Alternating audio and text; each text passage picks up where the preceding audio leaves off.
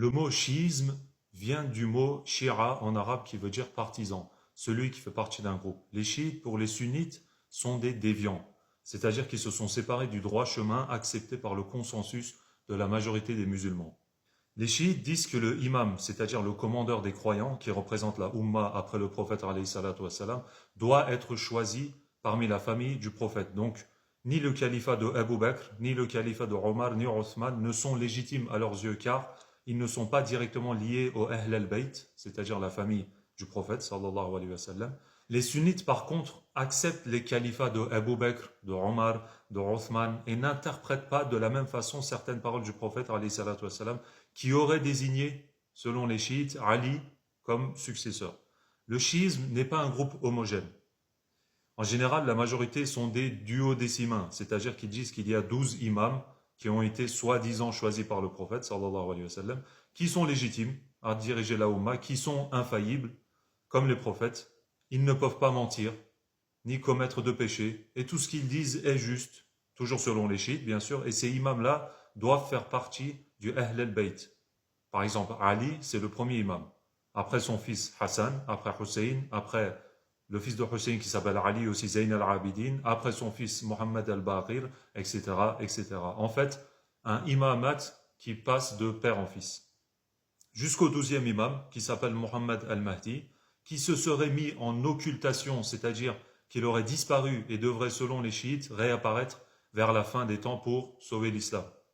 Mais bien sûr, ce n'est pas le même Mahdi qui est décrit par les sunnites, car les sunnites disent qu'effectivement, il y a un Mahdi qui va venir à la fin des temps, et il va faire partie de la famille du prophète, sallallahu alayhi wa sallam, mais ce n'est pas un personnage qui aurait vécu, qui serait en occultation et qui devrait revenir plus tard, etc. Pour nous, les sunnites, c'est un personnage qui va naître plus tard, qui n'est pas déjà né, qui n'a pas déjà vécu, et qui va se battre avec le prophète Isa, alayhi salam. L'école juridique des Ithna Ashariya, qui veut dire 12 en gros en arabe, la croyance des 12 imams, donc les duodécimains, sont l'école de l'imam Ja'far as-Sadiq, sixième imam de la lignée de Ali. Cette école est appelée aussi le Ja'farisme, et donc ils ont un système de jurisprudence.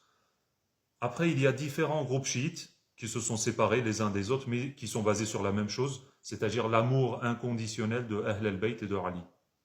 Il y a par exemple les Ismaéliens. C'est un groupe chiite qui s'est divisé des duodécimains car le fils du sixième imam, Ja'far as-Sadiq, qui s'appelle Ismaïl, d'où vient le mot ismaélien, avait été désigné comme septième imam, mais comme il est décédé avant son père, les chiites se sont dit qui devrait être le prochain imam. Il y en a qui ont dit c'est Moussa al-Kazim, l'autre fils de Ja'far as-Sadiq, qui était lui toujours vivant, qui devait être imam, et les autres qu'on appellera plus tard ismaéliens ont dit que c'est Ismaïl, qui était légitime à être imam, même s'il est décédé avant son père. Il y aura plusieurs scissions chez les Ismaéliens en plus, et le plus connu est celui de Hassan Sappah, le vieux de la montagne, le chef des assassins, qui lui et son groupe sont devenus les Ismaéliens nizarites, c'est-à-dire les Ismaéliens qui étaient les partisans de Nizar, celui qui voulait devenir le 9e calife fatimide contre son frère Al-Musta'ali, qui lui finalement avait réussi à devenir 9e calife fatimide et avait réussi à abattre son frère Nizar. D'ailleurs, il faut savoir que le califat fatimide était le seul qui était dirigé par des chiites dans le monde islamique. Tous les autres califes du monde musulman étaient sunnites.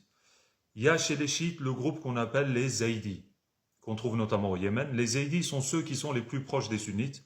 Ils n'insultent pas, par exemple, Abu Bakr, ils n'insultent pas Omar, etc.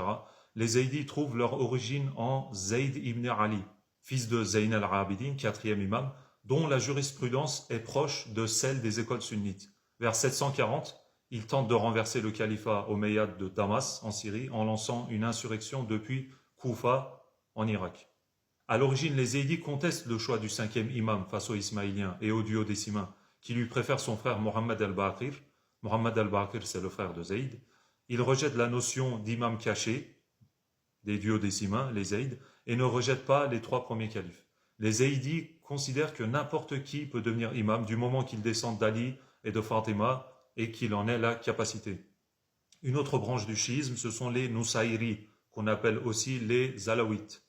Alors les Alaouites, qui veut dire qui vient de Ali, qui sont principalement en Syrie. Par contre, les Nusayri sont complètement dans un autre délire que les autres groupes chiites. Eux, ils disent que Ali a créé le prophète Mohammed, alayhi salatu wassalam, et que notre prophète a créé Salman al-Farisi, Hacha bien sûr. En gros, comme il y a la Trinité dans le christianisme, il y a aussi chez les Nusayri une pensée similaire. Donc ces gens-là, on ne peut même pas les considérer comme musulmans. Et il y a des chiites qui ne les considèrent même pas comme chiites d'ailleurs. Même si les Nusayri reconnaissent le 11e imam, Hassan al-Askari, mais ne reconnaissent pas le 12e imam caché. Il y a les chiites qu'on appelle Alevi, qui vivent majoritairement en Turquie. Alevi qui veut dire qui vient de Ali aussi. Les Ottomans les appelaient soit les Bektashi, en référence à Haji Bektash Wali, qui était un personnage important pour les Alevis, car il a pas mal propagé l'islam en Anatolie, ou alors on les appelait aussi les Kızılbaş, qui veut dire littéralement tête rouge, en référence à ce qu'ils portaient sur leur tête, qui était de couleur rouge. Les Alevis sont multiples. Il y en a qui acceptent le voile, d'autres non. Il y en a qui boivent de l'alcool, d'autres non. Il y en a qui font leurs prières, d'autres non. Ils n'ont pas de mosquée, mais plutôt des Cemevi. Cem qui veut dire se rassembler et Evi qui veut dire maison, lieu de rassemblement en gros, où nous pouvons constater qu'ils pratiquent une sorte de prière mixte, hommes et femmes mélangés. Leur cérémonie religieuse s'accompagne d'un système de mouvement circulaire qu'ils appellent le sama, au rythme en plus d'instruments, notamment le ba'lama, qu'on appelle aussi le saz. Alors, pouvons-nous les qualifier comme musulmans? Ça dépend de ce en quoi ils croient. Si un Lévi vous dit les 5 prières n'existent pas dans l'islam, il ne peut pas être musulman. S'il vous dit l'alcool, il n'y a pas de souci, il ne peut pas être musulman, etc., etc., vous avez compris. Mais il y a pas mal d'Alévis qui sont proches des sunnites. Par exemple, moi j'en ai vu qui faisaient leurs prières, le jeûne du ramadan, ils viennent à la mosquée, etc. Il y en a comme ça aussi. Et on peut citer un dernier groupe de chiites, les Druzes, qu'on appelle aussi Durzi. Alors il y a encore d'autres groupes chiites que je n'ai pas cités ici, mais franchement, je n'ai pas eu le courage de tous les énumérer et la vidéo serait trop longue. Les Druzes sont un groupe issu des Ismaéliens.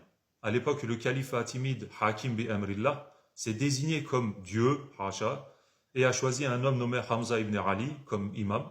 Et il y avait aussi un Turc avec lui qui faisait la propagande de leur nouvelle pensée, nommé Anoushtegin Mohammed al-Darazi, dont le nom est à l'origine du terme Druze. C'était un des vizirs du calife fatimide. Les Druzes, par exemple, rejettent la charia. Ils disent que Allah peut s'incarner dans l'être humain. Ils se sont fait beaucoup influencer par les idées philosophiques de Platon, notamment. Ils disent que Hakim bi Amrillah, c'est Dieu, Hacha, et qu'il a disparu un moment pour entrer en occultation, etc., etc., plein de conneries comme ça. Ces gens-là non plus, s'ils ont vraiment cette pensée-là, on ne peut pas les qualifier comme musulmans. Alors voilà, petite vidéo d'introduction sur les chiites. Le sujet est vaste, et vous avez remarqué, j'ai dû lire vite, parce que j'ai écrit pas mal de choses. Le chiisme, c'est vraiment un sujet très complexe. J'espère que la vidéo vous aura plu.